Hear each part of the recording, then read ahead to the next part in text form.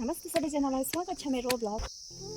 चटक्क बनाइरहेको रहेछ, सफा त गर्छ केटोले जान चाहिँ ऊ चाहिँ एकै अब कस्तो भन्दा पनि वर्डै छैन क्या मेरोमा चाहिँ।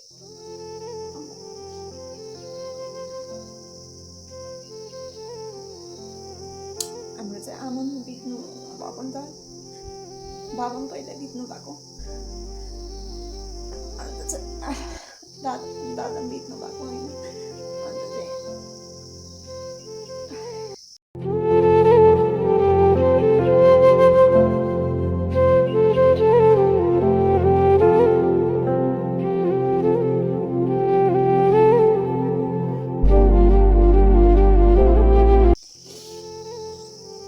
सरी है, अचानक मलाई याद आयो क्या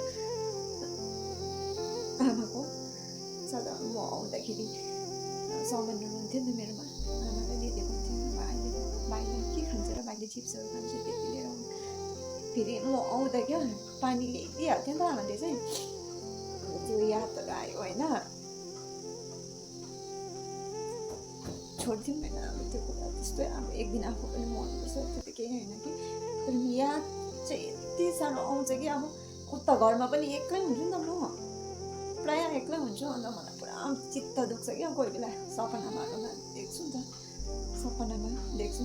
तर म चाहिँ साह्रैभन्दा पनि साह्रै नै चित्त दुखाउने क्या, मन पुरा दुख्छ मेरो चाहिँ छिट्टो।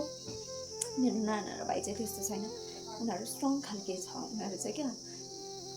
म चाहिँ त्यस्तो होला क्या। अन्त आमा भन्ने आमै हुन्छ नि त, चाहे जस्तो सुकै हो।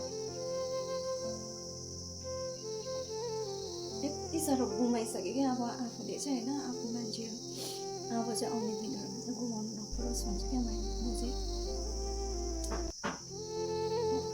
अहिले चाहिँ तपाईँहरूसँग होइन न भाइ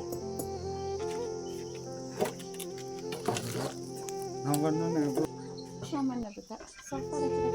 ग्यास भरेको छैन तिमीले सिलिन्डर?